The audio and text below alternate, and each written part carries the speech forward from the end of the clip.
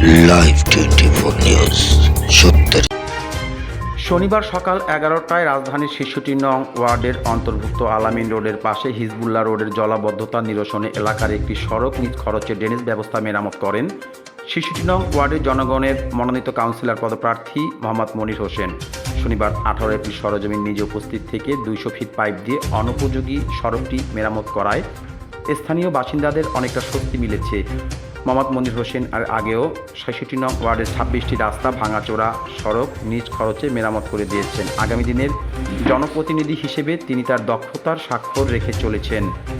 এসব কাজ করে এলাকাবাসীর কাছে অনেকটাই প্রশংসিত হয়েছেন মনির হোসেন। দক্ষিণ সিটি কর্পোরেশনের ৬৬ নং ওয়ার্ডের কাউন্সিলর প্রার্থীদের মধ্যে তিনি সকলের মন জয় করতে সক্ষম হয়েছেন। আলামিন রোডের পাশে হিজবুল্লাহ রোড এলাকার সড়ক মেরামত করার সময় তার সাথে আরও উপস্থিত ছিলেন আশেপাশের এলাকার বাসিন্দারা। তারা বলেন, মোহাম্মদ মনির হোসেন একজন জনবান্ধব নেতা হিসেবে এলাকায় পরিচিত। তিনি একজন ভদ্রনম্র এবং সাদা মনের মানুষ, অন্যায়ের বিরুদ্ধে প্রতিবাদকারী, পরিচ্ছন্ন ব্যক্তি, গরিব মেহনতি মানুষের বন্ধু, মুরব্বীদের ভালোবাসার সৈনিক। মোহাম্মদ মনির হোসেন বলেন, আমি এলাকার জনগণের সাথে আছি, থাকবো। রাস্তাঘাট মেরামত করা এবং উন্নয়ন কাজ করা আমার একটি নেশায় পরিণত হয়েছে। আগামী দিনে আমি এই ওয়ার্ড থেকে কাউন্সিলর নির্বাচিত হতে পারলে সবার আগে এখানে একটি হাসপাতাল তৈরির কাজ হাতে নেব। এলাকার মানুষের নাগরিক সুবিধা নিশ্চিত করব, যুব সমাজের জন্য খেলার মাঠ তৈরি করব। এছাড়াও এলাকা থেকে মাদক, সন্ত্রাস, চাঁদাবাজি নির্মূলে সর্বাত্মক ভূমিকা পালন করব। আগামী কাউন্সিলর নির্বাচনে আমি সকলের কাছে দোয়া চাই। কাউন্সিলর নির্বাচিত হতে পারলে স্থানীয়দের সেবার জন্য সবসময় নিয়োজিত থাকব বলে উল্লেখ করেন এই নেতা। উল্লেখ্য যে মনির হোসেন বিগত দিনে বিভিন্ন ধর্মীয় প্রতিষ্ঠান, শিক্ষা প্রতিষ্ঠান সহ রাস্তাঘাট উন্নয়নে ব্যক্তি উদ্যোগে যে পদক্ষেপ গ্রহণ করেছেন তা সত্যি অতুলনীয়। তার মতো ব্যক্তি আগামী দিনে কাউন্সিলর নির্বাচিত হলে এলাকাবাসী উপকৃত হলে বলেও মনে করেন অনেকেই। তিনি আরও বলেন, আগামী সিটি কর্পোরেশন নির্বাচনে আপনাদের একটি মূল্যবান ভোট দিয়ে আমাকে জয়যুক্ত করলে এলাকার জনগণ শতভাগ সেবা পাবে। আগামী 5 বছর আমি আপনাদের সেবক হিসেবে কাজ করতে চাই। Mushfiqur Rahman, live 24 news. আমাদের একটা হসপিটাল আছে অনেক পুরনো, আপনার অবহেলিত হয়ে রয়েছে। আমি নির্বাচিত হতে পারলে আল্লাহ তাআলা যদি আমাকে নির্বাচিত করে 7 দিনের মধ্যে আমি ওই হসপিটাল কাজটা ধরবো। এটা আমি আগেও বলছি, এখনো বলে দিতেছি। আমার কত কাজ হইল, আমার কোনো চাওয়া পাওয়া নাই। আপনারা অনেকেই জানেন যে আমি আল্লাহ তাআলা আমার অবস্থান খুব ভালো রাখছে। আমি এখন চাইতেছি যাতে মানুষের সেবাটা করতে। এই জায়গায় আমার কত হচ্ছে মাদকের ব্যাপারে একটা জিরো টলারেন্স আসতে হবে। যেই ঘর থেকে মাদক ছেলে মডেলের ব্যাপারটা যে কথাটা বলছেন যে ওয়ার্ডটা মডেল কিছু না, কাজ করতে হইব। কাজ সুন্দর করে মডেল অটোমেটিক হয়ে যাবে। কাজই তো করে না ঠিক মতন, অভিনয় করা যাইব না। ওই যে রাস্তায় এটা করলাম এটা করলাম অভিনয়, এগুলো করা যাবে না। আপনি পাইতেছেন কিনা আগে কাজটা আগে সেটা দেখেন। এখন কত হচ্ছে আগে কাজ করেন পরে ভোট চাইতে হইব। ভোট চাওয়ার তো দরকার নেই, তো কাজ করলে তো ভোট আপনি এমনি দিবেন। আপনি কাজ করবেন না, আপনি ভোট চাইবেন, এটা তো হয় না রে ভাই। আজকে 54 বছর দেশ স্বাধীন হয়েছে। আপনি দেখেন, আপনি আমার অন্য এলাকা বাদ দেন। মূল সমস্যা হইতেছে ড্রেনেজ ব্যবস্থা। এমন কোন ড্রেন নাই যে ড্রেনকে পরিষ্কারই করা হয় না। এই যে কইরা গেছে 18 সালে থেকে শুরু করছে ড্রেনের যে কাজগুলো কইরা গেছে, আপনার ভিতরে দেখবেন বস্তা পাইবো, রাবিশ পাইবো, মানে ভরা পানি আপনার নিষ্কাশন হয় না। তাই বিধায় এগুলা মানুষের জনজীবনে কঠিন সৃষ্টি হয়। 24 আর 26 বুঝি না। আমার কথা হয়েছে কাজ করতে হবে, এটা হচ্ছে বড় জিনিস। আর কেউ যখন কাজের ব্যাপারে আমাকে ফোন করে, আমি চাই সময়ের আগে সবসময় থাকতে। আপনি যেই ব্যক্তি সময়ের আগে থাকবো, ইনশাল্লাহ মনে রাখবেন ওই এলাকা তত উন্নত হইব। আর আমার কথা হয়েছে কি, দ্বিতীয় কথা হয়েছে কি, এটা হইতেছে বর্ডার এরিয়া। আমি বর্ডার এরিয়া মনে করি না, পুরাটা মনে করতে হবে এটা আমার একটা শিশু, আমার একটা পরিবার, একটা ঘর।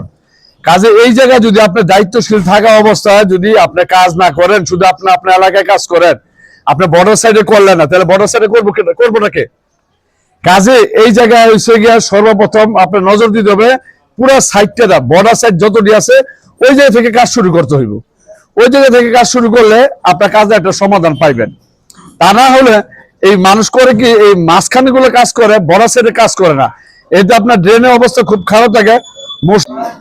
বিগত ডেমরা থানায় ৬৬ নং ওয়ার্ডের সব এলাকায় কাজ হয়েছে, কিন্তু আমরা এই ৬৬ নং ওয়ার্ডের হিজবুল্লাহ রোডের সবচেয়ে অবহেলিত এলাকার বাসিন্দা, যার কারণে আমরা অনেকদিন দীর্ঘদিন পানির তলে ডুবছি। বর্ষাকালে বৃষ্টি আসলে আমাদের আর কারো কাছে কিছু বলার কিছু থাকে না।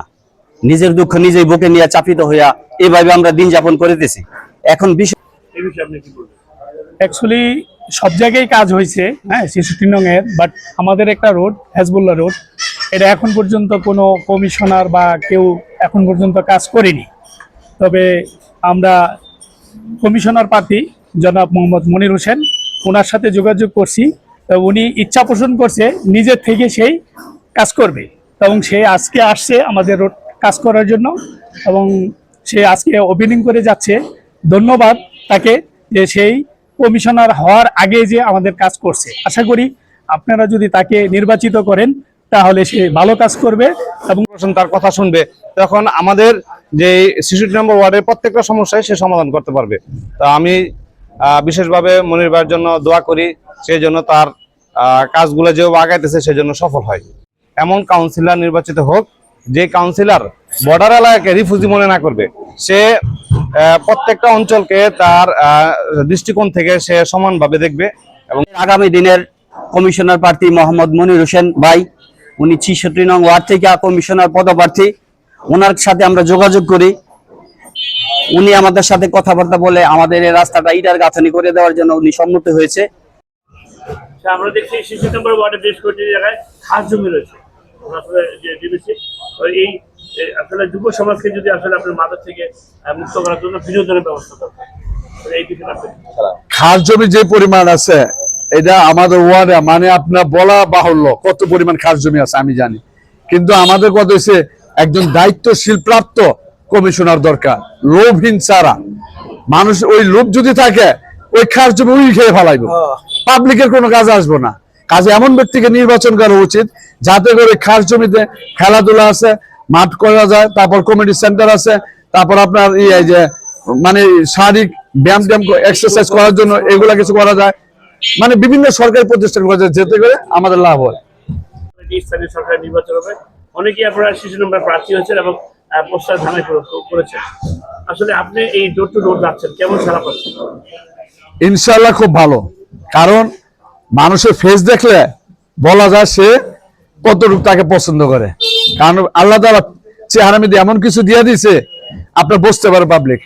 কাজে ওনারা বুঝতে পারছে যে ব্যক্তিকে নির্বাচন করার আগে কাজ করতে পারে তারা সেই ব্যক্তির বাইসা নিব, এবং যার কাছে সবসময় যেতে পারবো। এই ভোটারদের উদ্দেশ্যে আপনার কোনো কিছু বলা রয়েছে?